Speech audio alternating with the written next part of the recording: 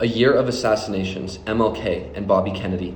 The 60s were a time of social injustice and a lack of compassion and exploitation of a group of vulnerable Americans. For 4 days, Abbie Hoffman and 7 other political activists led a mass of protesters seeking to bring change to the Democratic Party, mostly about the Vietnam War and racial injustice.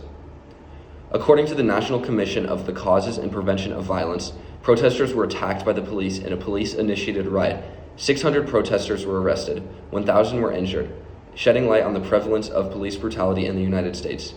Abbie Hoffman was soon arrested for inciting riot and conspiracy. My name is Vincent Bowen, and I'm going to be doing an analysis of Abbie Hoffman and his role in the 1968 Democratic National Convention protests and the trial of the Chicago 7. To understand who the political activist and co-founder of the Youth International Party, the Yippies, was in a Machiavellian sense, we can analyze who Hoffman would imitate as he helped lead 10,000 protesters to one of the largest clashes between police and exercisers of the free speech in American history. Muhammad Ali, the best fighter of all time and historic anti-Vietnam advocate who was temporarily stripped of all of his titles for dodging the draft. From Ali, Hoffman would learn to use his fame and love from people to promote his ideas at all times and to stand up for what he thought was morally just, no matter how violent the police were in Chicago, how unjust the judge, jury, and prosecution behaved. Fidel Castro, a social justice champion to Hoffman, a man who led a human rights revolution with no army, only his voice. Many would say Fidel loved his people and wanted what was genuinely best for them, ultimately adopting socialism under his regime. From Castro, Hoffman learned to weaponize his words when no auxiliary, mixed, or one's own soldiers were at his disposal. Hoffman imitated Castro's desire to do what was absolutely necessary to bring justice to vulnerable groups around the globe. Ultimately, Abbie protested, was arrested, and stood up for himself in court out of necessity. From PBS, either way, the defendants achieved at least one of their goals: to stage a morality play in a courtroom that held up a mirror to the absurdities of the 1960s. Jose Ortega y Gasset was a Spanish philosopher and politician who tried to find a balance between realism and idealism in philosophy and daily life. Hoffman was notoriously blunt, ridiculing the judge, threatening to poison the U.S.'s water supply with LSD, and promoting what were at the time radical young ideas. To him, it was pointless to idealize what he was fighting for. He wanted the American government to leave Vietnam and bring social justice to those suffering at their hands. Malcolm X, a prolific civil rights leader who not only spoke about social justice for African Americans and Muslims, but had a message for all races and religions. Hoffman learned to speak with diction and used his words as his arms to lead people to protest despite being beaten and wounded by the police in an unconstitutional, illegal manner.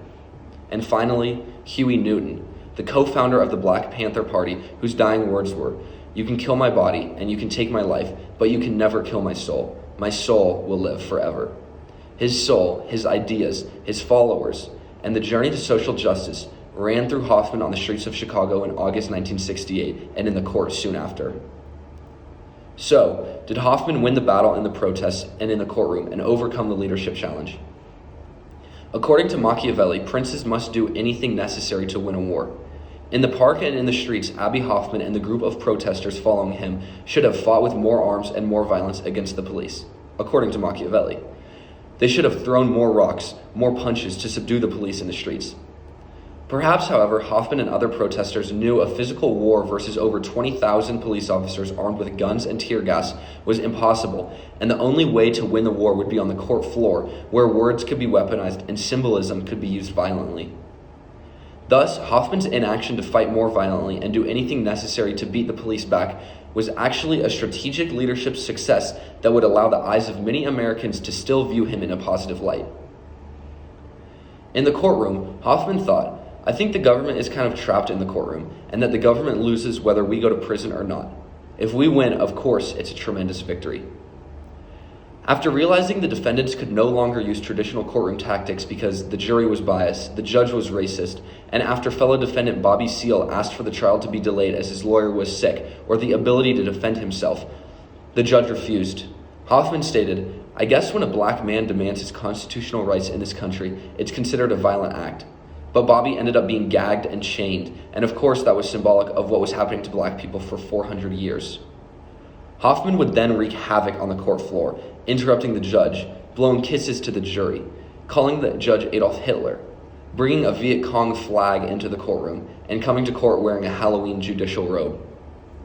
Hoffman claimed the criminal case violated a massive number of constitutional rights, a look into the shortcomings of the American justice system in the 60s, and he was right.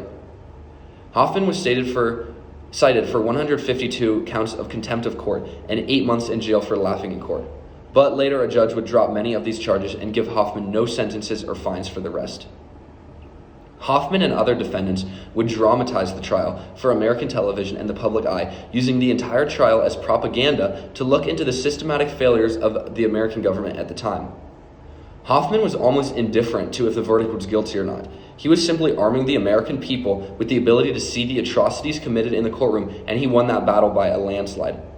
Arming the yippies and others with the facts about the injustices in American culture and the means to push a counterculture revolution. In Hoffman's eyes, he armed 7 million Americans with the ability to observe the evils of the American justice and political systems, and he probably armed somewhere close to that number. This is a wave that continues to run through the veins of America as protesters continue to fight for social justice today. The victory was one of the most pivotal moments in U.S. history that gave way to social justice and a long continuing journey of police reform. Hoffman won with violence of his words and actions, not through physical violence. Hoffman won the overall battle through the court case because of his virtue, not because of fortune.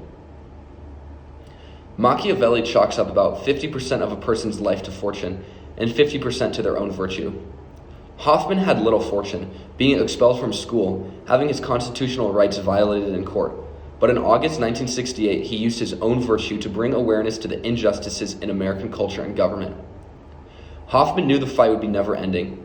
To the villains, the 60s would only be a momentary interruption in the building of the American empire. We have a revolutionary duty to never let that happen, to follow through. But he never let his doubt get in the way of his goals. Abbie wanted justice in the United States. He loved democracy, was generally moral, and as Machiavelli would have praised him for, he wasn't afraid to lie and make threats to get what he wanted. He was willing to do what was absolutely necessary to achieve his goals, and he was heavily armed with his words. All in all, Abbie Hoffman overcame the leadership challenge that the 1968 Democratic Convention and the trial of the Chicago Seven presented by his virtue, strategies, and ultimately using his words as the most powerful weapon at his disposal.